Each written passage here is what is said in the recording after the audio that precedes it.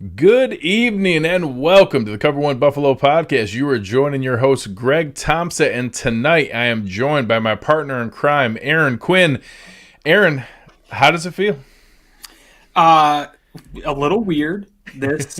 That feeling of anticipation you get for a big game the day of the game and everybody's walking around cleaning their houses. I'm already way past that. I've cleaned my entire house today. I don't know what to do with myself anymore. This Sunday can't come fast enough in my life, dude. It's just dragging by. So I'm super excited that I get to talk to you and actually get somebody to really talk about this game with. Seriously, and we were talking pre-show. I was kind of complaining about being crazy busy at work, and you were reminding me I was probably lucky. Lucky that it helped my day go by fast. Yeah. So tonight's show is brought to you by Uncle Jumbo's. Our friends over at Uncle Jumbo's presenting it, and our friends sponsoring the show from West Her. We'll talk about them later on. But tonight, we thought if we were going to dive into the Kansas City Chiefs, their game plan, what it's been like, we might as well bring on an expert ourselves, Kent Swanson at Arrowhead Pride. Kent, how we doing? You are throwing the word expert around very lightly. Let me just say that. He does that. Yeah, it makes us sound more important if we're having experts on. So it goes better that way. You're one of the top tally site guys. That's right. That's right. We jockeyed back and forth at the end of the year. We were both in the top 5 for a minute. I think did you wind up winning? I ended up number 1. I'm number 1 overall right now. At the beginning of the season, Greg and I, last year we did a bet where every week we would just take random bets, and we said this year we got invited to do the tally site. We'll do an overall on that, and I felt pretty confident. I didn't realize he was going to win the whole thing. So not only did I make a bet with the guy, and then he beat everybody in the world too. So killing me, man. I got on a hot run at the end. That always helps. And obviously, if the team you support and root for goes on a hot run, that helps too. So I'm not getting logged by any homer takes. So is it a coincidence that the two teams in the AFC Championship have some of the better predictors on tally site? I don't think so. I think there's a Packers fan up there too. Yeah, it is. There really is. I think some of the top are Chiefs, Packers, and Bills. It is funny the way it worked out. What's Tampa?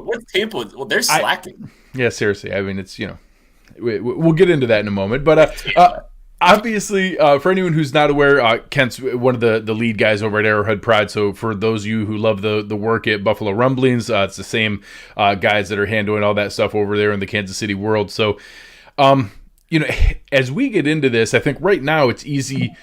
Fans live in the moment, and recency bias obviously takes over a great deal of what we're going on. I think people see Kansas City as this dynamo, just like unbeatable juggernaut that's been good forever. But really, a year ago, you guys were very much in the same spot that we were, in that, oh my gosh, is it finally going to happen? It had been 50 years between Super Bowl championships, and getting to that point, how has that transitioned covering the team and for the fan base, going from are we going to finally get over the mountain to now, oh my gosh, we made it, and now getting into defending your title territory? Well, it's a great time to be covering the Chiefs, frankly. I mean, we're gonna ride the Mahomes gravy train as long as we can, right? But I think it's kind of weird between the Bills and the Chiefs. I see a lot of similarities, and I see a lot of similar pain. Obviously, you guys have had some more extreme pain because you lost a lot of Super Bowls, and I'm not trying to bring that up right now. And yeah, I see that little tremble there. But I think both of these cities have come through a lot of pain, a lot of distrust. And I think even now there's a hint of that anxiety that creeps into Chiefs fans still, even though they're coming off that Super Bowl. I think there's a lot of Chiefs fans that still feel that anxiety, that pain. But I think, obviously Patrick Mahomes and the confidence level he has brought to this city and their football team, I think you've really seen him win that over. I think we're all rolling into to the AFC Championship game. This is our 3rd straight one. We've had D Ford offsides, and we've finally got the Lamar Hunt Trophy in Kansas City. So we've seen both ends of that now too with Mahomes. I do think this there's a weight lifted off, but I think there's just a little bit of scar tissue there still too. Let's talk about that a little bit, because I think a lot of Bills fans right now are feeling pretty confident going in. They've had a good season. They feel like they can play with anybody.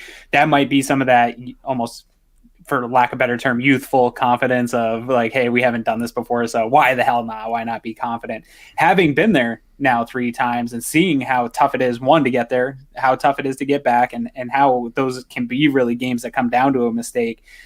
How confident do you feel right now with the Kansas City fan base and this team is that they're going to go in and take care of business here on Sunday? I think the experience does help for sure. And I think, Buffalo, first off, frankly, this isn't me just saying this. I love Bills Mafia. I love y'all. And the Bills have kind of been I would say almost like a guilty pleasure for me. I've been keeping an eye on them. I've been very fascinated with what Brandon Beane's been doing. I really like what Sean McDermott has done. I'd go watch, the quick replays of y'all's games the last couple of years because I'm really interested in how you develop Josh Allen. So I do have a lot of love for y'all there. I do think there's a level of confidence though with this football team that I think you feel pretty good about the outlook. The experience I think is something that they're going to be able to hang their hat on, and I think that really could be a big step for Bills. For the Bills in their growth and development is getting to see. I think they've made great strides this year. I think if the Chiefs do ultimately pan out, it's going to be really good for the Bills, and they're going to be back here a lot more times. I think this is part one of the Mahomes Josh Allen duel, and I think we're going to see it several times in the next 10 years in this game. I think that, when you look at what the final 4 AFC quarterbacks were, and then you're talking about that didn't include Deshaun Watson, Justin Herbert, Joe Burrow, and soon to be Trevor Lawrence, it's a really exciting window of AFC football. It might be tough for teams who think they're going to go on some untouchable dominant run. There's people coming at us, but it's a really exciting time, and I don't disagree. I think that there's a chance that this could be the first of maybe something exciting coming up down the line here. Oh, no doubt about it. No doubt about it, guys. As we look at it, let's dive in a little bit into the matchups here, and I think every week, Aaron and I do this, and we kind of talk to the fans that people know the names for fantasy football. They know the names that are clear-cut, and we usually try to help build out some of the other pieces there so people can see a little bit more there. So obviously, there are very few defenses that are as clear of that delineation as there is with the Chiefs. So everybody knows a Honey Badger. Everybody knows Chris Jones. Everybody knows Frank Clark. Help us a little bit on some of the other pieces that really make a difference there, in that, not a lot of Bills fans, know who Ben Neiman is. Not a lot of Bills fans know who Tershawn Wharton is. Some of the pieces that help those other names flow, maybe let's start up front in how they're able to get pressure on the quarterback. Who are those guys alongside Chris Jones and Frank Clark that can bring a little bit more pressure into Josh Allen and see if they can hurry up his clock? I mean, as far as guys that are real tangible, I think one of the big things is there really hasn't been a ton of guys step up, and I think this is one of the weakest spots on this Chiefs roster is kind of those secondary pass rushers. Guys, Taco Charlton actually did a really good job earlier in the year. He was productive. He had more juice than any guys kind of coming off the edge there for the Chiefs, so they've really struggled to find some additional pass rushers. One of the guys that you did talk about, though, Tershawn Wharton, he's been kind of a sub-rush guy. He's been a guy that they've kind of put in position to kind of pin his ears back on some of these, third down situations. And he's got a little juice along the interior. He's an undrafted guy at Missouri S&T. He's got a lot of quickness off the snap. And, if your interior struggles with quickness, he's a guy that can create a little bit of quick pressure. A lot of it's been schemed, though. They've really had to add guys into that rush, from the second level in order to try to generate pressure. That's been one of the big problems with this team is outside of the Chris Joneses and the Frank Clarks, they've had some issues, really getting some consistent pressure outside of those guys. And it's been up to Spags a lot of times. So moving into that next level, I know Willie Gay was a guy that we put in a lot of work in on the in the draft lead up. I know he's been dinged up here. So now seeing some of the other names, Anthony Hitchens was a name that when he became loose, the Bills were right there tied, and you had guys on Twitter going after him, trying to get him to sign over here as he got released. How have they managed a fair amount of movement back and forth of reps and guys, who's starting each week and the injuries coming back and forth to the point where now sometimes you hope that can lead into some progression, but some of the recent injuries, has that caused a step back, or you feel confident with the group they're coming forward on Sunday? Yeah, I think, the linebacking core has been relatively weak the last couple of years of the Steve Spagnuolo era. Anthony Hitchens, he's had a really kind of rough start to his time here in Kansas City. His first 2 years weren't particularly great. He's really come along this last season has played really well. He was out due to COVID for a little while, and the Chiefs definitely felt his loss for sure because they were having they've had issues, with some communication. That's been the big thing with Hitchens, and they have their communicator back, and he's set in the front, and he's been a really effective communicator, but he's also playing a little bit better. He's a little bit more downhill. He's reacting a little bit quicker. He's been a big asset to this team. And it's a good thing that they have him back because I think it would be tough to not have that guy on the field. But it's kind of weird. I'm not trying to just completely diss on this team and this team's the Chiefs' talent on the defensive side of the football. But you've definitely we've just highlighted their two weakest points, that front and their linebacking core is fine. You said Ben Neiman. I don't want to talk about Ben Neiman. he's a pain point in Kansas City, even though he does get a lot of opportunities, he gets a lot of snaps because they trust him in the dime. And it's kind of a pain point for this team with the linebackers too. So, and that brings us to the secondary. And obviously, that's been a fun journey for the Bills as we've gone through this because for the first time in forever, we're not that concerned with secondaries. Like before, it was, oh man, they're going to be able to shut down whoever we have. And now it's turned around into, well, they got good guys, but nobody can cover Stephon Diggs, so it doesn't really matter. So as we're getting into that now, I'm interested in the chess match one-on-one with Josh Allen and Tyrone Matthews in that who's able to get a read on the other. Is he able to pick out where he is? We don't have that, running back out of the backfield or the tight end that's going to be a huge commitment for him. He's not a guy who's lining up mano-a-mano with Cole Beasley in the slot trying to cover man. Like that's not his world. So I'm interested in that. And then I've seen the aggressive play of L'Jarius Sneed. I like Breland. How are they going to match up when it comes down to guys like John Brown, Gabe Davis, and whatever the strategy will be on Stephon Diggs? Well, everything does start with Tyrann Mathieu. Like there's no doubt about it. And I think just throughout that entire defensive side of the football from a leadership perspective, but the versatility that he provides, when L'Jarius Sneed came back, and honestly, L'Jarius Sneed's been a revelation this year. They lined him outside at the beginning of the year. I believe he had 2 or 3 interceptions and got his hand on the football every single game. Came close to an interception the first 4 games, came back or had an injury and had to come back. They moved him inside, and since he's been inside, that's freed up Tyrann Mathieu to be a little bit more versatile throughout the he'll play in the slot, he'll play deep. They've just moved him all over the place, and that's really added an extra layer to this defense. And I think since that's happened, this team's been really, really hard to throw on and have a ton of success with. So Tyrann Mathieu is the key to all that. They move him all over the place, and that's definitely something Josh Allen's gonna have to keep an eye on. He's gonna have to know where he's at. They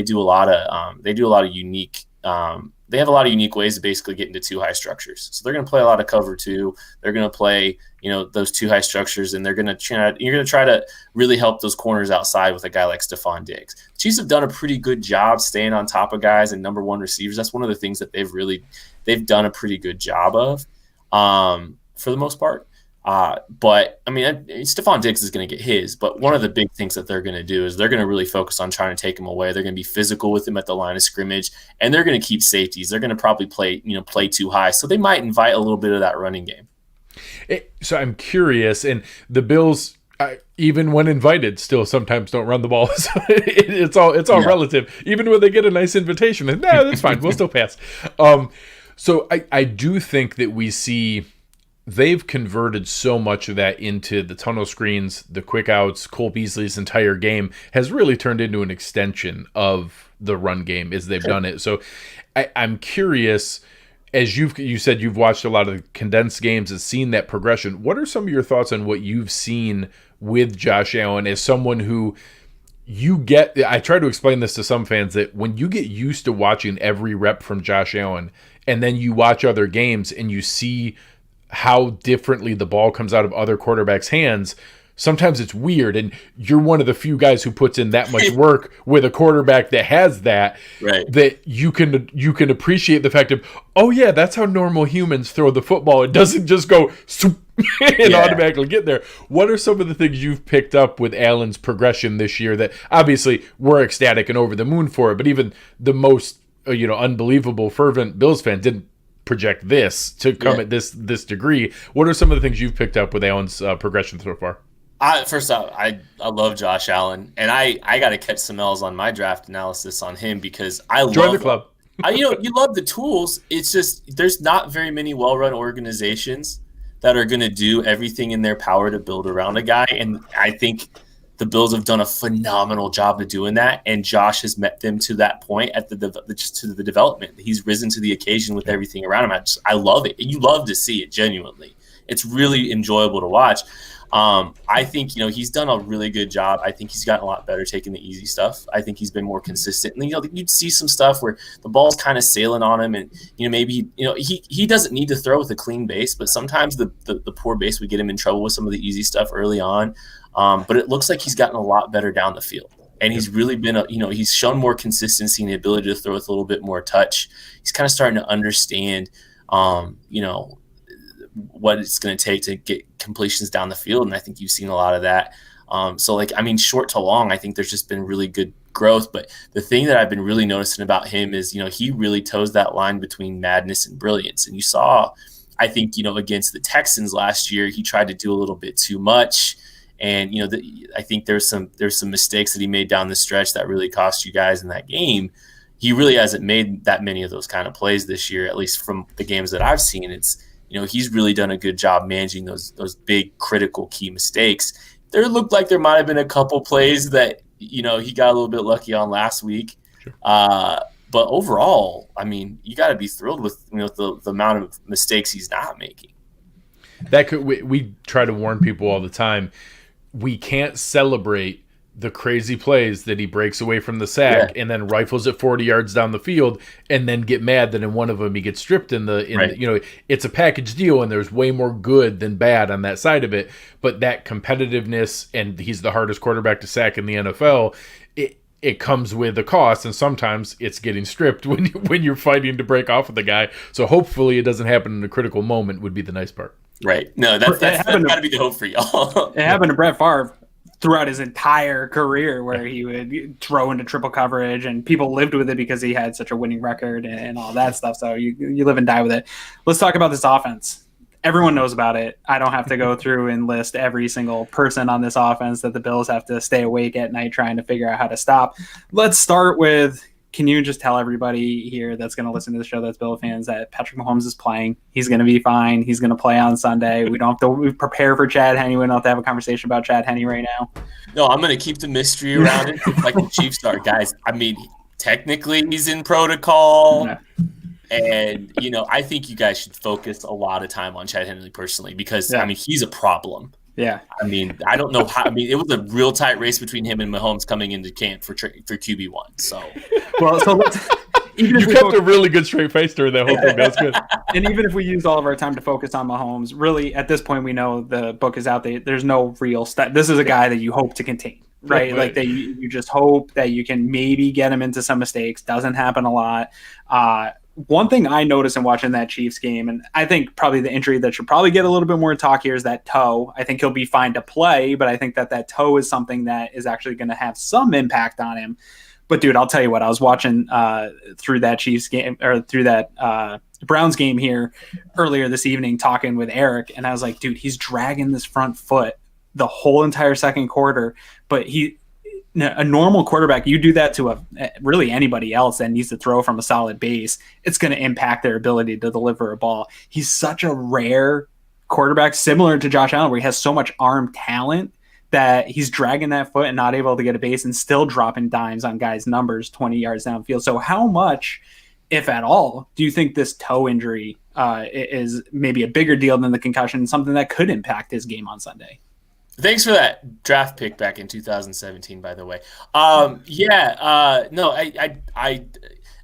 don't want to minimize concussion protocol in the slightest. That's not what I'm doing. I tend to believe he was not choked. I tend to believe he was choked out. I really do believe that based on the things. I tend to believe it. I'm not a concussion expert here, but I am more worried about the toe right now than I am about the concussion protocol right now. And you're absolutely right. He was overcompensating with his lower body in the second quarter. You saw him kind of adjusting his drops a little bit to try to help maybe put a little bit less pressure on that toe. And you saw some plays, especially when he was trying to throw to his left, some throws that he makes 100% of the time, he was kind of just thrown into the ground and thrown wide, left or right. There was some significant issues with that toe. Toradol is a great drug, though. And the second half, he looked a lot more comfortable, so comfortable that they wound up using that little option play on that fourth and short, or third. It might have been third and short. They ran an option play with him with the toe injury and all to try to get that little yard. So I don't think it was bothering him too much after they kind of did a little bit of pain management at halftime. So it's definitely something to watch if it starts getting aggravated. If it gets aggravated early in the game, like that's definitely something he's going to start looking like Big Ben when he's dropping. He could throw better than Big Ben now still, but there's definitely some stuff there. Like if he doesn't have a little bit of that mobility, it could really present some problems for the Chiefs. Yeah, that's a great point on the mobility, because I think in that first matchup, week 6, he kept a number of those drives alive and it's not the crazy Kyler Murray, Lamar Jackson scrambles. It's 5-6 yards here or there just to get it into a 3rd and 2, which you can't really stop the Chiefs on a 3rd and 2. So hopefully that some of the mobilities calm down even with some drugs, so that we're not getting those issues. Normally at this point I would go into the skill position players. Everybody knows that, right? Like everyone that's ever watched a football game knows about these Kansas City Chiefs skill players. I want to talk to you about this offensive line a little bit, because it's probably the one piece of this team that's really just moved around. A lot of pieces have been interchanging here, even since the last time we saw you guys in week 6. There's some new pieces here. Can you tell us about what's going on with this offensive line, what Bills fans should expect, if any difference from the unit that we saw in week 6? I believe Mitch Schwartz played the first 2 series against the Bills and then wound up coming out. And his replacement, I think, was Mike Remmers at that game. Mm-hmm. Mike Remmers is still the right tackle. But here's the thing about Mike Remmers. He's actually their 3rd choice at right tackle this year. They drafted Lucas Niang in the 3rd round, and they expected him to, have a role. But he wound up being one of the few draft picks to opt out this year. So they're on their 3rd option at right tackle. And one of the Chiefs, roster construction, they haven't spent a lot of money and they haven't invested a ton in their interior offensive line, and that's the case. They got Austin Ryder at center, who started the Super Bowl. Him and Eric Fisher are their only 2 starters from the Super Bowl last year. Then they're starting Nick Allegretti, a left guard. He's the heavy-footed, can't block in space, but he's just stout and sturdy at left guard. And then at right guard, they got Andrew Wiley, a guy who can kind of move a little bit from Eastern Michigan.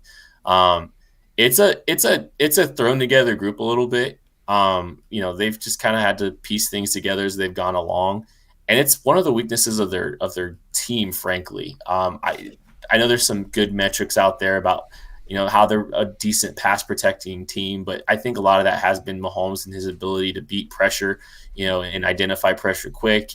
Some of that creativity getting out of the pocket. I think they can be had a little bit. Really strong front fours have, the teams that have been able to get that strong front fours have given them some problems. Now you guys got a little bit of interior pressure. That's probably, one of the things I'm most interested in watching is, how a guy like Ed Oliver does against that group. But they can be had for sure. Especially if Mahomes is a little bit hobbled, that could be part of the recipe. Yeah, and I think obviously the key to Mahomes is that 4-man pressure, whether it's Bills bringing a corner and dropping a lineman, however you get that 4-man pressure. But with kind of guys that struggle in pass protection, do you think that book's totally written on Mahomes? Do you think that teams can get home with some blitz packages? Cleveland didn't blitz a lot, but they looked somewhat successful in some of the times they did blitz. I think it's got to be tendency breakers if you're going to do it. It can't just be you leaning on your own staples. Like Leslie Frazier's got to come with stuff that he hasn't shown yet. Right. I think that he's got to try to catch them with some stuff that they've kind of held back in the bag and just try to throw that at him and to have a shot at it. But even then, his field vision's absurd. He just sees things so cleanly. And Mike Kafka, their offensive coordinator, their quarterback coach and passing game coordinator, whatever you want to call him. He talks a little bit about how Mahomes, if he sees it once on tape, he's pretty much got it. He's identified some stuff from some teams very quickly. So, you're going to have to really be creative if you're going to get it home with him, or you're going to have to hope that he's just a little bit less mobile. Yeah. Now let's switch over to the run game here real quick. This will be kind of the last thing we touch on, because obviously the Bills sort of invited that in the last matchup, and I don't know that they're going to get ton away from that. Obviously, they're not going to roll out the same exact game plan from week 6, but I think that they might have somewhat of a similar approach.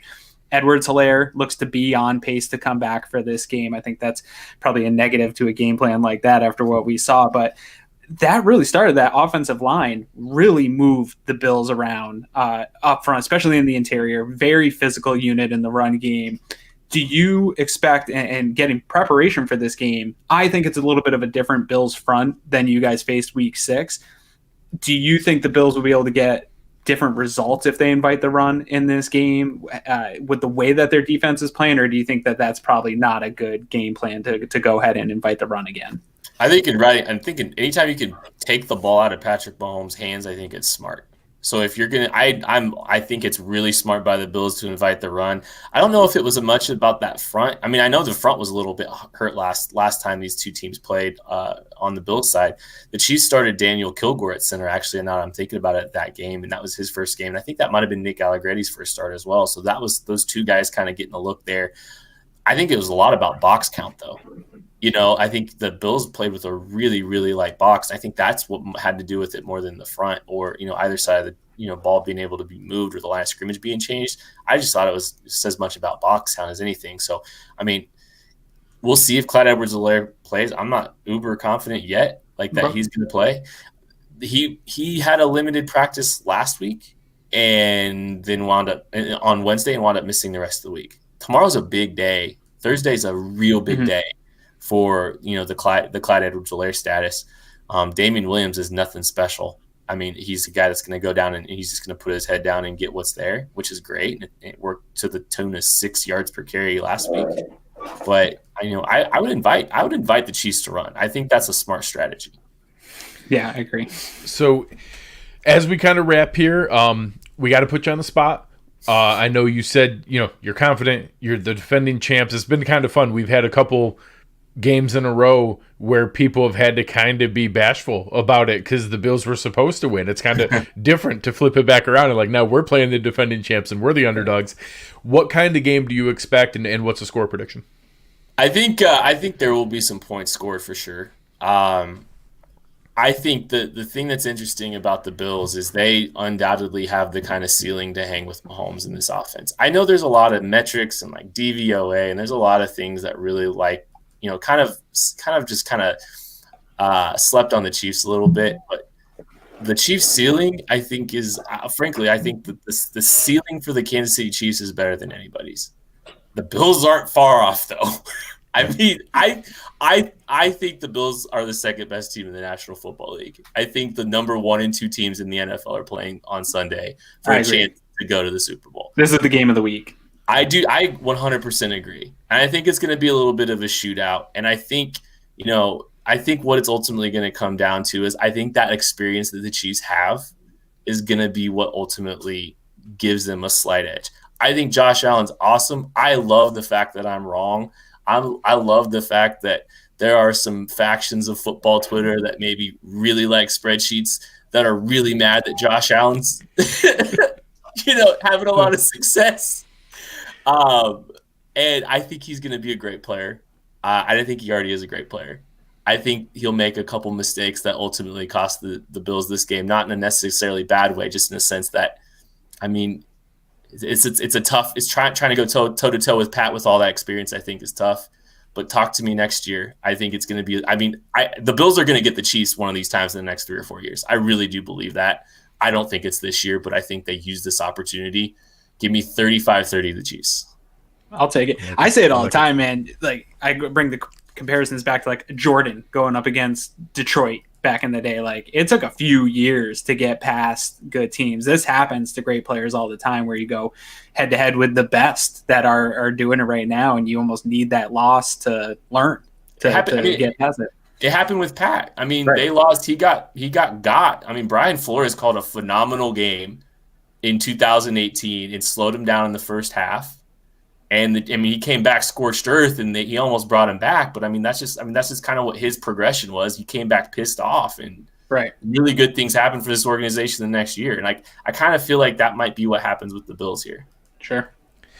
No, we appreciate it, man. So for anybody who's out there, find out it's Kent_Swanson. You can find him at Arrowhead Pride. Anything you want to pump or have them check out? No, I don't have nothing to plug. If you wanna listen to some Chiefs perspective, I guess you can listen to the Arrowhead Pride podcast. We have a good game preview show we'll be doing here on Friday. If you want to hear a little bit of a Chiefs angle and kind of what we see as the big keys on both sides of the ball against the Bills.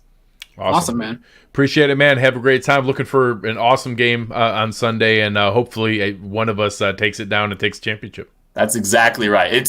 I'm Bills Mafia all the way. Go AFC. Yeah, that's exactly right. Appreciate it, man. Thanks for having me, guys. I really appreciate it. Later, yeah, it was good talk. All right. Obviously, it's fun to have somebody like Ken on to be able to go through and, not us just homer out over. Yeah, obviously, just tell everybody how amazing the Bills are. But I think Bills fans don't realize how similar Chiefs fans were to this spot last year.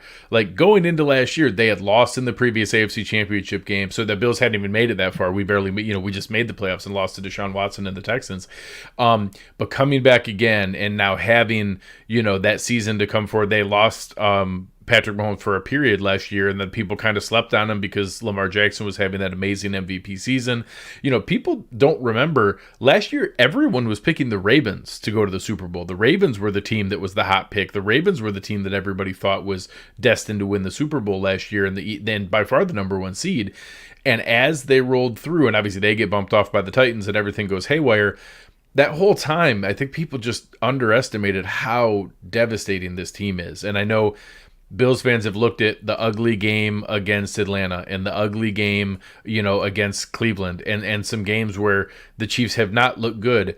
But the Miami game. But to what Kent said, when they flip the switch and they turn it on for that moment, they're literally unstoppable. Like it's just unbelievable how devastating their offense could be in just, hey, okay, all right, guys, we've let Atlanta hang around long enough. We have to score on this drive. Boom, boom, boom. And it's unbelievable. It's going to take some special plays to beat this team. Yeah, all that stuff you just said, though, the Bills also. And that's where I'm at. I'm having a lot of frustration right now because I'm seeing different media personalities, different people saying, how do the Bills slow down Kansas City? How do the Bills? What is the DiBiase, Joe DiBiase, Sneaky Joe from WGR just put out a poll? How many points is the minimum the Bills need to score? We need to ask those questions about both teams here because I know he said DVOA is inflated. At this point in the season, DVOA is pretty solid, right? Like you have a pretty big sample size for the season. I think statistically, as much as I've given DVOA crap, when you get to this point of the year, all the teams that are in the top of DVOA are the final four teams traditionally that are vying for this spot. So I think when you look at DVOA, the Bills are right there toe-to-toe. I think when you look at points per game, Bills are right there toe-to-toe. I put out a tweet right before this game or before this show, dude. Both teams have 9 30-plus point games. Like we talk about this Chiefs team as this unstoppable offensive juggernaut. Well, I got news for you guys. The Bills, by every single metric, are right there too. So, and I think the Bills defense is a little bit better than Kansas City's defense. So we've got to talk about just as much, just because they're the champs, and I respect that. They are the champs. I agree with them. They have the edge and experience. It's really hard to get back to the Super Bowl twice. That's been proven time and time again. We need to talk about the Bills in the same way we're talking about the Chiefs in getting ready for this game. I don't know what's going to happen on Sunday, but in preparation for this, we need to stop acting like the Chiefs are on just an entire different level than the rest of the NFL because the Bills are right there with them. So speaking of that, our segment tonight for Let's Talk Numbers, if you're looking for a vehicle, find our friends over at West Her, 23 dealerships in the New York State area, the biggest dealership group within New York State. When you find that dream vehicle, it's time to get down to talk numbers. Aaron, what you just pointed out, I was playing around, and obviously the Bills social media group does an awesome job, whether it's goofy, funny stuff, making fun of Stephen A. Smith or Nick Wright, making us cry with videos. Michelle, good Lord, the team making those videos are unbelievable to be able to go through everything. They also do some nice posts as far as, all the different information they put out. And one of the normal ones they do is just the side by side, the tail of the tape that they put together for each team. And it came out this week in their normal tweet, that goes through the leading the charge and all the different game release information. And they have the tail of the tape where they go through, 15 different stats of points per game, points allowed per game, sacks, turnovers, third down percentage, penalties, average yards given up. And I start looking through. It is uncanny how similar these teams are in that the Bills are first in something, the Chiefs are third, the Bills are sixth or 13th in something, the Chiefs are 14th, the Chiefs are first in yards, the Bills are second, giving up yards, they're 16th, we're 14th, giving up passing yards, they're first, we're third, passing yards given up, we're 13th, they're 14th. Every single one is like one or two off, and the things they're bad at, we're also bad. We both have a lot of penalties, weirdly. We both give up a fair amount of yardage. Going through, we don't have awesome starting field position, or they don't. Neither of us have a ton of pressure. We're kind of average in the same things. We're all explosive in the same things. These are the same teams. It's unbelievable. Yeah, it really is kind of fun to take a look at. So I obviously always take a look at DVOA. Somebody brought it up. Bills are currently ranked first in weighted DVOA. Yep. Kansas City sixth. So I get why he's saying that they're probably a little unfair to them, but I don't know, because I think it comes down to the defense. So super close across the board here in offense when we're talking about it. So Kansas City takes it in pretty much every category offensively. They have the second overall. Bills are fifth. Weighted, they're third overall, Bills are fifth. Pass offense, they're second, Bills are third. Couldn't be any closer. Rush offense, they're 13th, Bills are 22nd. Neither are world beaters there, we know that. But then you get over to the defensive side of the ball, and this is where I think the Bills separate themselves a little bit in this game. Yeah. Overall defense, Bills are 12th, Kansas City's 22nd.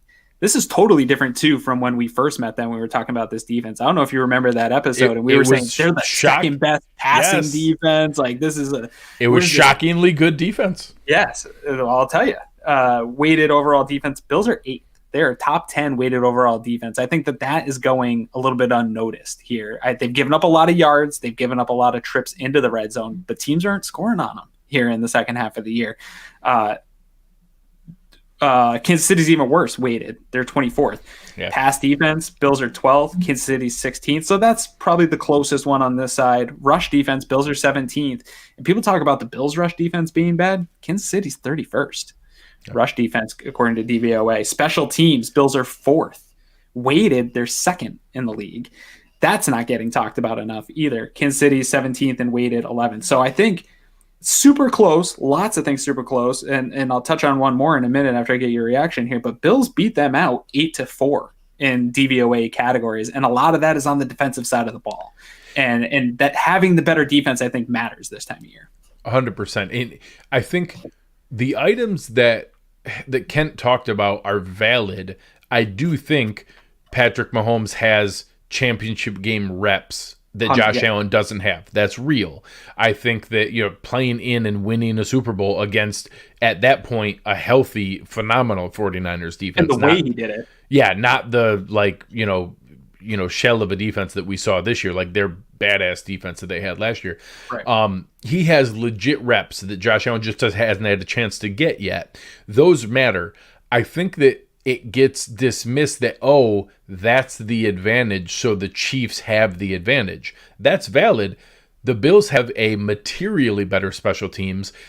And then on defense, I think that because they have Tyrone Matthews, they have Chris Jones, they have Frank Clark, people either equate the two defenses or even think that they're better because they have, honestly, 3 superstars that are, they have household names that besides maybe Trey White, that they might have 3 of the top 4 players of any defensive player in the game, but then we might have the next 12 or 14. Like, we have guys who don't start for us that would be their 4th or 5th best defensive player. Our defensive line rotation, all of them would be their third best defensive lineman. Yeah. Our linebackers would be some of the best players. God, all of AJ Klein would be an every down starter for them. He would play every single snap for them. Our secondary, Trey White's better than any of their corners. And Tyrone Matthews fantastic, but he's different than Jordan Poyer or Micah Hyde. They are like a unit, right? So correct. like to have that unit at safety tandem gives you. Honey Badger gives you a lot of different abilities of things that Spags can do. I like having the two safeties where they're interchangeable, and I get Mahomes has seen a lot of looks, but they can give looks that nobody sees and nobody knows is coming, and they're interchangeable. Yeah, and obviously, Sorensen is nowhere near on the level of what either Poyer or Hyde are, and they play, a handful. You see Juan Thornhill a fair amount, who kind of plays a third safety deep role, like a little bit of what Micah Hyde tries to do, but not nearly as well. And I think that depth and the quality of the overall defense could be what comes up, because you're not going to stop Patrick Mahomes, but what you need is to take advantage when you get the one or two opportunities. When that ball gets tipped up in the air and flutters around, they have to intercept it. If a fumble happens, they have to recover it. When they have a chance to make a play, you must make that play and convert, because like you said, if we get the extra possession, our offenses are way closer than anybody wants to admit that they are. And if we get the extra possessions, then it could matter. If we don't, if we simply let them go through their normal motions on offense and we simply try to outscore them, they could win that shootout. They just have guys who can make plays. We don't have a plan for Travis Kelce. Travis Kelce is going to have a big game. I hope it's not monstrous. He's going to play well. We're not great against tight ends. He's the greatest tight end in the world. It's going to be a problem. We need to not let other things happen along with it, like last time where we held Tyreek Hill to 3 catches and 20 yards. We need some of those things to happen. And then the fumble that should have happened with Clyde Edwards-Helaire that Zimmer caused, that his knee ended up being down, we need that to be real and to recover that fumble so that we can cash in. I mean, I'm telling you, the rewatching that Week 6 game was incredibly frustrating. Tremaine Edmonds was a hand away from a pick that would have put them already in field goal range before the end of the half. Josh Norman had his hands on a pick that he dropped. Like, there was opportunities to get more and squeeze more out of that game. Toxic plays were super close. The Bills gave up that 37-yard pass to Pringle on a 3rd and long that was a killer. It was basically the backbreaker. Yeah, definitely hurt them. But other than that, they didn't give up those big, deep balls. And I think if they take a similar approach to what they did in that game, and like you said, I think this team is better than they were in Week 6. And even though Kelce had a big game, going up against a bad AJ Klein, like, we have Milano back. Like, I'm not sure. Yeah, Kelce's the guy that you got. He's not shutting down Kelce, but he'll do better than AJ Klein. And they'll attempt to contain him. And Edmonds wasn't playing at his best at that point in the season yet either. One thing that concerns me the most about Kelce is his ability to be in the backfield and come out as a blocker.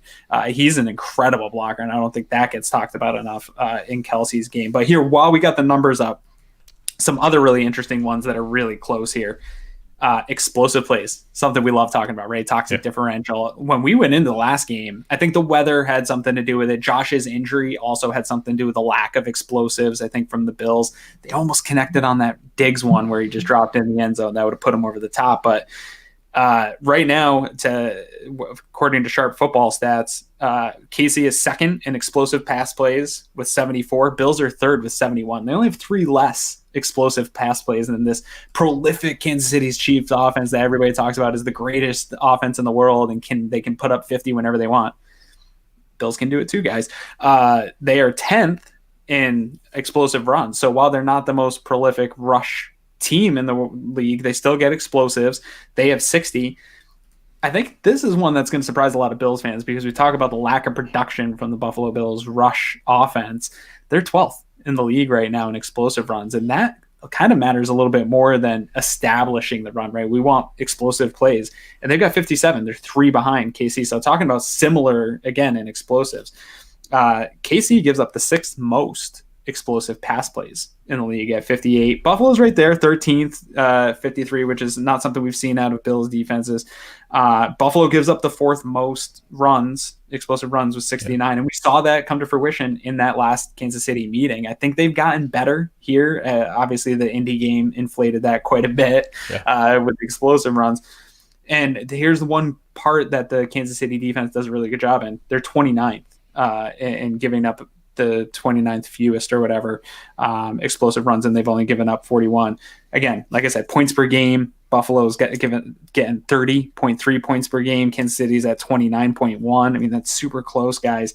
Opponents' points per game, they're both tied at 22.3. Like, you can't get these numbers.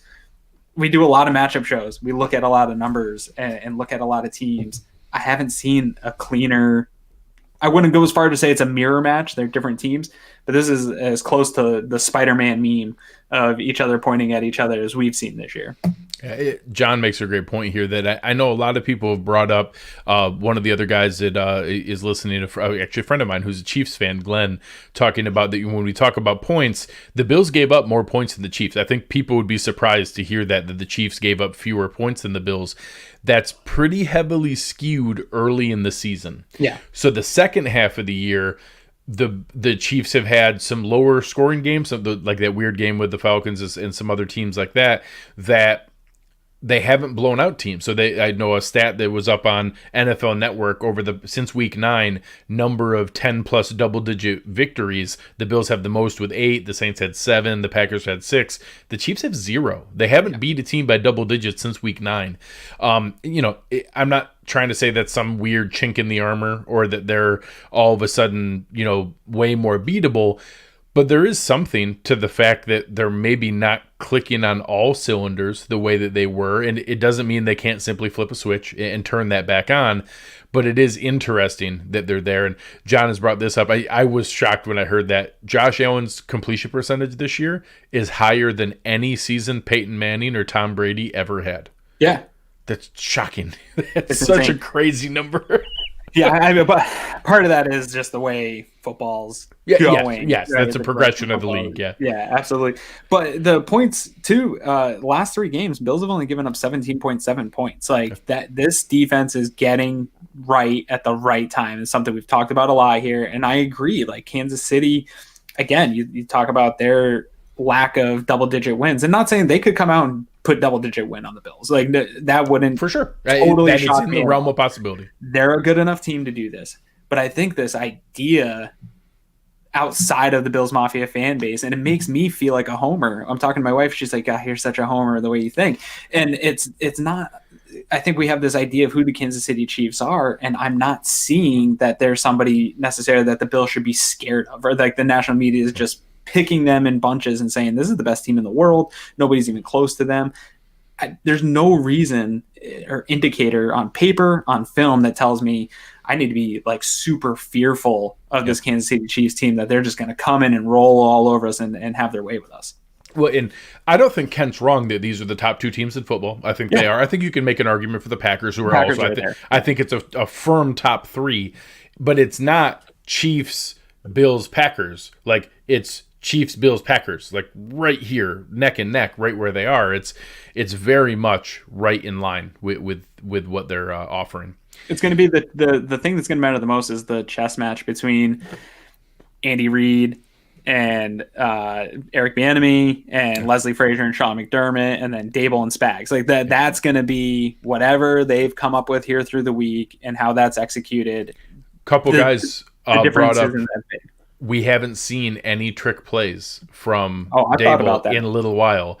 Yeah, he's keeping something in the bag, and I don't know exactly what Frazier would throw at Mahomes that we haven't seen, because we disguise coverages as well as anybody, and we bring more corner and safety blitzes than anybody. So I don't know exactly what other thing we will mix in that we haven't shown before.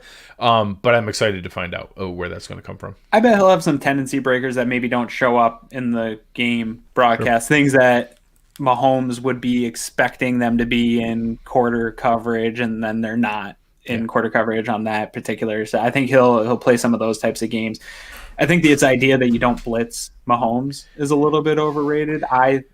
some of the best pressures that the Bills get this year is Taron Johnson coming in. Yeah. And maybe it's not a blitz. Maybe it's a dropping a lineman back. It might still be 4, but he might be one of the 4 on an overloaded side to the side that they realize he was going to roll out to. And all of a sudden we're bringing 3 guys off that side and 1 guy floating on the other for a turnaround. And all of a sudden we only brought 4, but we overloaded and they couldn't handle it. And it comes like a blitz, even though we dropped 7. Yeah, you're still going to see pressures generated that way, in my opinion. So one last thing we want to go through here, our Uncle Jumbo's player spotlight tonight. Make sure you're checking out our friends over at UncleJumbo'sDistillery.com, bringing out all kinds of new flavors. Aaron and I both love the new orange cream soda. I'm going to try the root beer here as well, and I'm actually nervous about how much I might like the Bombsicle when that comes out because it hits my exact flavors that I like. I'm a little nervous that I might like that one too much. We thought for the player spotlight tonight, we want to be able to go through and do a quick update. So obviously coming out of the last game, I was really encouraged today on the injury report. Cole Beasley isn't even on it, so feeling like he's doing better. And I do think a fair amount of his lack of targets was Marlon Humphrey. They had Marlon Humphrey on him a ton. Marlon Humphrey is, probably the best corner in the NFL when they move him into the slot. He's a good outside corner and a phenomenal nickel corner. So, he's not on the report. That's encouraging. Some of the ones that we did see, obviously, they're still listing Stephon Diggs with the oblique. That's nothing to be concerned with. They did list Tremaine Edmonds with a hamstring. I didn't see any limitations there, but he was a full participant. Daryl Johnson is back as a full participant, which is interesting because I thought Trent Murphy played pretty well. So that's kind of an interesting play. And where that could come into play is Vernon Butler. We saw him leave the game late. He did not participate today with a quad. I could see a scenario where maybe we play 4 D tackles and 5 defensive ends, and Quentin Jefferson plays more D tackle reps instead of last week. He played a little bit more defensive end reps with Daryl Johnson out. And then Gabe Davis did not participate as well with an ankle. Everybody saw him. He came back in the game. He was laboring. It didn't look great. He wasn't moving around cleanly. So I'm hopeful that that's just rest and getting him back right. But I'd say this is, for this late in the season, a pretty encouraging injury report. Definitely. They've really lucked out here throughout the year. And Kansas City's get right at the same time too. And honestly, you like to see it. I want to see the best versus the best. And I don't want the excuses built in that they were missing key contributors. If you gave me the choice and I could choose if Patrick Mahomes played or not, I think I'd choose for him to play. Like I don't get me wrong. There's a piece of me that just says nobody will remember it. If the Bills go on to win the Super Bowl, they won't remember that Mahomes didn't play in the AFC Championship game. I want to beat them. Like I want Josh Allen to beat Patrick Mahomes. I want that to be the way that he does this. And I get what I it. don't want is to lose to Chad Henne. Yeah, that would be way worse. Losing to Chad Henne is by far the worst case scenario of any of the alternatives. I can get on this show after losing to Patrick Mahomes and talk to you about it and be like, you know what? A lot of people have lost to Patrick Mahomes, right? Let's talk about, though, Gabe Davis is one to watch. Yeah. I think he's super important to what they're going to try to do. What makes this team special is having that fourth option that's a legitimate threat where if you do have a game where you take away a Cole Beasley or sort of take him out of the game, that you have some of these other options. That's something to keep an eye on. But this is exactly why they brought Kenny Stills in 100%. For any type of insurance like this. So somebody said wide receiver, deep threat, he's perfect. Yeah, somebody here said it. Justin, I think, said it that right here, that I believe Kenny Stills will be brought up and activated for this game. I think Gabe Davis is probably going to come down. He was protected this week. I think Davis is going to come down to the wire. I think they're going to work him out pregame and see if he's going to be ready to go. And if he's not, if it's slippery conditions, like they're saying, maybe it's going to be a little bit rainy on grass. This is why you brought Stills in. He's been here now for 2.5 weeks, going on 3 weeks here. That's enough to give him 8 to 10 plays, something a little bit like that, where he's a part of this offense. And that's why you bring in guys like Devonta Freeman and Kenny Stills for this last run, because we talked about it when they went into the postseason here. That's an additional month of football. For them to be as healthy as they are should be shocking, and we should be knocking on wood for them to be as healthy as they are. An additional month out of the season. No, absolutely. And it's It's interesting. I know another one name that people were looking for that we didn't see was Devin Singletary. You saw some people talking about, they thought they saw him grab at his leg. He was back in there again afterwards. Then we saw Yeldon get 2 reps late, and then Singletary was on the field afterwards shaking hands and talking with guys. Right. So the fact that he wasn't on the injury report is interesting. Now, when you look at, I think that Stills is very likely to be one of the call-ups for this game, the elevations from the practice squad. The fact that Singletary is healthy makes me interested. Is the other person, and I think now it comes down to, does Daryl Johnson play? Could Jake Kumaro be the other elevation? Because he also gives some flexibility from a receiver standpoint and could cover some of the special teams reps. Or do you think it's more likely they go, just in case there was something with Singletary, they pick one of Freeman or Williams again to elevate, and we see a combination of Kenny Stills and Devonta Freeman? Well, Singletary not being showing up on the injury report was great news here going into this week, because even we saw Tremaine Edmonds with a hamstring, and nobody even knew that was a thing, right? So if this was even a slight pull or even something that he needed to get an additional massage on Tuesday, we would see him show up on the injury report in some regard here, unless the Bills are pulling something that I would hate to speculate on that. So I think he's going to be a full go in this game. And I think Devin Singletary is going to have a big impact if he's fully healthy and a full go. We'll talk about it here as we wrap up, but there were some options available to them. But I could see a scenario where they want to hedge their bet with the run game and maybe not sold on Yeldon, but a little bit happier to have him there than Williams. And you've had enough time with Freeman now in the building where you feel comfortable bringing him up as running back 3, just in case something happens with Singletary, the running game doesn't get going. This is the time to maybe do some of that stuff. This has got to be an all hands on deck game, because he might not get another opportunity in this game. But I agree with you. I think them bringing back Kumaro is interesting. Has that signing been official with the team yet? I know no. I trust Talbot 100%. If Talbot says it's going, I trust him, but I haven't seen it official with the team yet that he's been brought back to the practice squad. Correct. And Sal also gave him kudos for the getting that scoop, and reaffirmed his report as well. So I was a little surprised that we didn't see it at 4:00 today. Does that also, though, because he went to another team, got cut. What, I don't know what the COVID. Yeah, they changed some of the rules, and obviously some fans are asking as well about Mark Ingram. Just from a timing standpoint, if that was going to happen, it had to be today. Like it had, or realistically, it needed to be a waiver claim that they claimed him to be able to pull him in immediately on Tuesday at 4:00. We're past that point now. There's no feasible way you could bring somebody in and on 2 days you're going to put them into the AFC Championship game. You're just not going to do that. Devonta Freeman is at least on 2 weeks with the team now, so he at least has he's played in conference championship games. He's played in the Super Bowl. He has that experience. My guess is we see Devonta Freeman and Kenny Stills as the elevations this weekend. But I do think Kumaro is an interesting one. If Daryl Johnson can't go, I could see logic that Kumaro is the call over Stills, but I'd be a little surprised. And Kumaro could have just been, hey, we have an opportunity to get this guy. We put on waiver. We put out thinking that he wasn't going to get claimed. He got claimed. We lost him. It's late in the season here. We can get him back, get him into camp next year. Like that could just have nothing to do with Davis and just late season. Hey, let's get this guy back in the building and just get him back in our roster.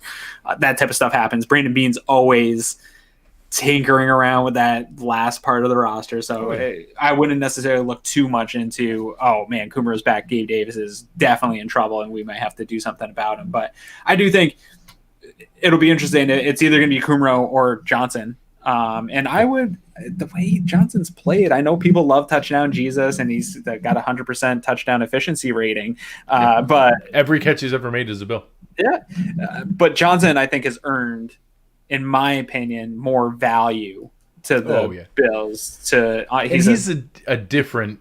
He played. They don't play. It's not like they played the same spot on special teams. There's things that Daryl Johnson can do that obviously Kumaro can't. Yes. Although Johnson is one of those freaky guys who does play kickoff coverage at freaking defensive end. So and fantastic. And that was one of my people have killed me. I like Trent Murphy. No, he had a good game last week, but he doesn't do those Correct. special teams things, right? And I was worried with how good this unit has been this year, having Johnson not on it in that game against the Ravens. Like, you want guys. What is that? Kumro's a source of information on the Packers. Bean's just thinking ahead.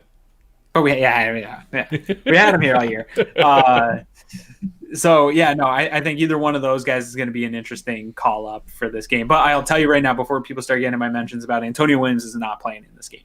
I go out on a limb that he's not playing in this game. I think there's a chance that they do an elevation again for him, maybe, but I don't think so.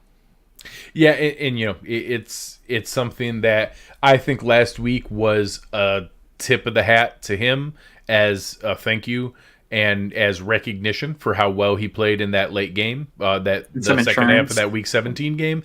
They were still checking to make sure, just in case something went weird with one of the running backs. You're already thin. You can't afford for there to be anything there. I expect the same thing this week, that they need a third running back available to them on game day morning just in case.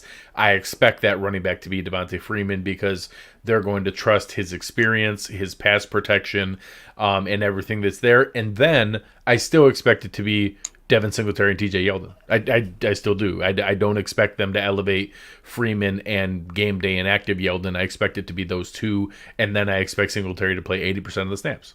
It's a hot take from our boy Anthony. Kumro will play over Stills. They never want him to leave. Maybe.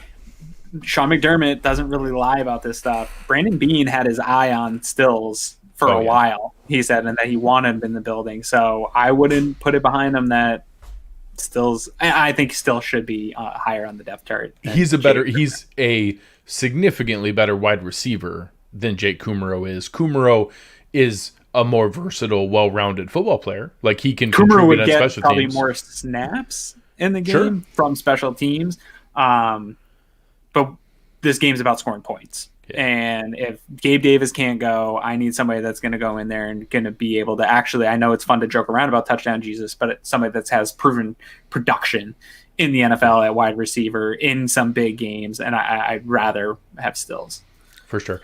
John bringing up here, there is a chance that we go through this and that, you know, Josh Allen has a chance to take down the last 3 MVPs if it's Josh, or if it's Lamar, Patrick Mahomes, and Aaron Rodgers, or Mahomes, or Lamar and Rodgers, or Mahomes and then taking down Tom Brady, in the fact that we didn't get the chance to do so and see him be taken down. They swept the division. They not only, you know, they swept the division at 6-0, first time that had happened in forever, and would maybe have a chance to put that nail in the coffin to take down Brady. It's fun that we can throw those things around, and it's not crazy. Like, all the Bills have to do is win one more game, and they get a chance to do that. I might be the only Bills fan that doesn't want to exercise those ghosts or demons. Because I don't want to hear about that for 2 weeks. I don't want the Bills. That's all you'd hear about. That's all you'd hear about. If the Bills win this game, I do not. The national media is so shallow and surface level in their ability to report on anything that every single segment for 2 weeks is going to be just segments about Brady dominating the Bills for 15 whatever years and showing all those clips. And can the Bills finally do it? Like, no, I want to talk about the game itself. Get credit to the Bills player. So I don't even want anything to do with Brady for that reason, only because the media sucks and they're just. We'll go with the 3 MVPs. We'll go with the 3 straight That's MVPs. A great story. You know, that Josh Allen takes down Lamar, takes down Patrick Mahomes, takes down Aaron Rodgers, and at the coin toss, if anybody remembers, I'm old, so depending on how old you are, if you remember the coin toss at the USC Texas Rose Bowl, when Reggie Bush was given the Heisman and all the Texas guys were livid that it should have been Vince Young's Heisman Trophy, and at the coin toss, when they did it, when they went to shake hands, all the Texas defenders said, "We're coming to get our boy's trophy." Yeah. And I would love for that kind of approach, that they're doing that and saying, our boy was the MVP, Josh Allen is the most valuable player in this league, and we're going to show you today. Yeah, I agree. All right. We have come to that moment, Aaron. We have done this 18 times already this year. We have made 18 game predictions. We have predicted the Bills to win many, many times out of those. Not every time, but we haven't picked the Bills to win every time. What is your prediction of what we are going to see this weekend? So I think I've only picked against the Bills maybe twice this year. I picked against them against Kansas City and Seattle. I think I picked against them in that game. I feel stupid confident about this game ever since it was Kansas City, ever since that Cleveland game. I don't know if it's a gut feeling, what it is. I felt immediately confident. I looked at my wife and said the Buffalo Bills are playing in the Super Bowl this year, and I don't have any doubts about it. I think that this is a team of destiny. I think that everything is lined up exactly how you make a run in this league to do what they're doing right now. And then I started digging in preparation for this show, and I thought that maybe I'd pull back a little bit because people kill me all the time. You see it, that I'm not as confident as you in this team, a number of matchups. I tend to be a little more reserved, a little more 20 years of getting beat down by this team and pulling back a little bit on my takes. The more I dug into this game, dude, the more confident I've gotten. I'm not sleeping on Kansas City. They can come out and roll the Bills. I'm not saying that. But if you're asking me to pick this game, I had to dial it back a little bit. I'm not going to lie. I have for this, I think it's going to be 31-24 Bills. I think the Bills are going to use every advantage of this. They're the underdogs. You saw the NFL Network. It was like 8-2. Pick the Chiefs. Everyone's picking the Chiefs. Everyone expects the Chiefs to win. They've been the top Super Bowl odds since August. Like, they are expected to come in and win this game at home. The Bills are just happy to be here, right? Everyone's just happy for the Bills that they got here. They're going to use that. Sean McDermott's going to use every little inch of that in this game. And I think they're going to come out and punch the Chiefs in the mouth. And I think that they get up on them early and then answer every time the Chiefs start to pull back in this game. That Week 6 game was not an indication. I think a lot of analysts are using that Week 6 game as some type of indication of what to expect in this game. This Buffalo Bills team is a lot better than that Week 6 Buffalo Bills team. And I expect that's still lingering in the back of their minds, that they went up against Tennessee and Kansas City, which were measuring sticks internally in that building, and they fell short. And that's been like that Texans game a year ago. These are things that Josh Allen has probably been harping on in his mind and circled an opportunity to play Kansas City. Like, this is their moment. And I think Kansas City might be sort of looking ahead. Not saying that they're sleeping on the Bills, but I think that they expect to play in the Super Bowl, where the Bills are really coming out to win this game. So I think they jump up early. They answer every time the Chiefs come back. I think Bills get a takeaway or two this time that doesn't slip out of their hands and does enough to get possessions back in the Bills' favor, and the Bills capitalize and leave AFC champions. They take the Lamar Hunt Trophy out of Kansas City and bring it back to Buffalo. God, it's so beautiful when you say it like that. I don't feel as confident as you do. I'm worried that there's a element of the Chiefs that they do enough, but that they still have a significant amount in reserve. I think it's going to bite them in this game. I think the Bills are going to jump out to a lead, and I think the Chiefs are going to come back. And I think we're going to see a stretch from the middle of the third quarter to the end of this game that the two best offenses in football are going to trade haymakers in a historic back and forth that we're going to remember for years, and that people are going to talk about this game forever, and that they're simply going to go back and forth, trading the lead, and that, maybe some early, a missed kick, a 2-point conversion, a field goal is going to set it so it's not 21-21, 28-28, that it's going to be offsetting, and the touchdowns are going to be taking the lead back and forth, and that I think this is going to end up being Buffalo 42, Kansas City 38, and I think it's going to be 38-35, and that Josh Allen is going to throw a game-winning touchdown going through there, down with 45 seconds left, and that they're going to throw a game-winning touchdown to Stephon Diggs in one of those historic moments that we remember as Bills fans forever. And that this is going to be one of those games that I think Kent was spot on. This is going to be round one of Allen Mahomes that we remember for a decade. and that is going to be just one of those crazy, memorable shootouts. I think that sounds cool. I want nothing to do with that, what you just described. People are Your anxiety is going to be off the charts. I don't want anything to do with that. I want to win by 10, and I want it to be the Bills have a nice arm's length, and Kansas City's playing catch-up. Give me that. Yeah, we're going to have people with, cardiologists across Western New York are going to be concerned. There's going to need to be ambulances on standby. Yeah. It's going to be memorable, and we're all going to remember this game for the rest of our lives as the game that put them into the dance. And it's something that no matter what, I think we're going to see a fun game. I think we're going to see a good game. I think there's a recipe that this could be lower scoring than people expect. I think that, sometimes that happens in these games, that you have a couple of big moments, but I think eventually these two offenses get rolling, and it's going to be crazy down the stretch. Yeah, and I agree with you. Regardless of the outcome, this is going to be a game that gets remembered. Again, I make these comparisons to the old Bulls, even to the early Bills. They took a couple of years to get over that hump before they were running off for AFC championships in a row. Sometimes it's incremental steps. The Bills have taken a big leap from losing a wild card game last year against the Houston Texans to getting to the AFC championship. Like, I think a lot of people don't realize how big of an achievement it is. You heard Andy Reid talking about, you heard about Brian Dable talk about it. This isn't easy to get where they are here. To be one of the last 4 teams standing in the NFL is not easy.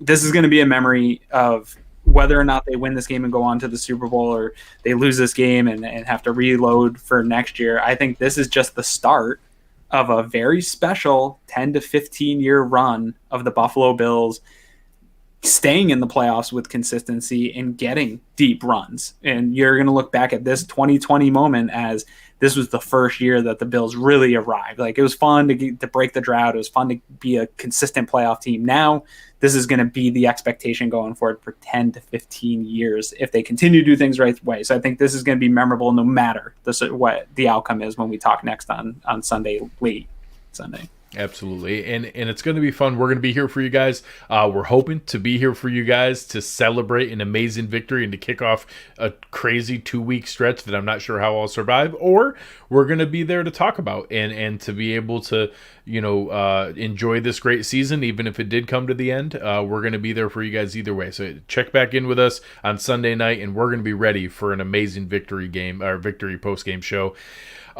Anything you want to leave the people with before we sign off? Yeah, stop arguing with each other about nonsense on Twitter. Enjoy that the Buffalo Bills are in the AFC Championship game. Don't buy the bait from the national media that are gonna. I've been doing it too. Let's just enjoy that this Bills team is right there, like we talked about all night. They're right there with this team. This is probably the game of the weekend. It's gonna be definitely the two best teams in the AFC. It's the 1 and 2 seed. You couldn't write it up any better. So, these next few days are going to be long days. It's going to drag. Enjoy it. Just be nice to everybody out there. No fighting over which charities to donate to. Like, just get over all that, and let's talk about how exciting of a year this was for the Bills and that they're one of the top 2 to 3 teams in the entire NFL. Let's just sit there and enjoy it. Absolutely. And I'll take that a step further. Soak in every bit of everything you can. Watch NFL Game Day Morning, Good Morning Football, watch NFL Live, take in more podcasts, watch more shows. They're all talking about the Bills. It's fantastic. They're only 1 of 4 teams left. All the stuff that I normally don't watch, all the pregame stuff on the networks that are on leading up into the game. I can't wait to soak it all in this time. I want to watch all the cheesy, over-the-top, corny interviews and things like that. I'm going to try to soak in every second of this that I can. We've waited forever to be able to do this. I want to soak in every single second of it that I can and enjoy every moment of it, so that way that victory feels even more real. Absolutely. All right, guys. Thank you to our sponsors, Uncle Jumbo's. Thank you to West Her. You guys were awesome in the chat tonight. We appreciate it so much. Go out, give us a rating, give us a like, give us a review. Find us. Tell somebody else about us. Tell your neighbor. Tell somebody in line at the grocery store. For Aaron Quinn and Greg Tompsett, we have been the Cover One Buffalo podcast, and we are out.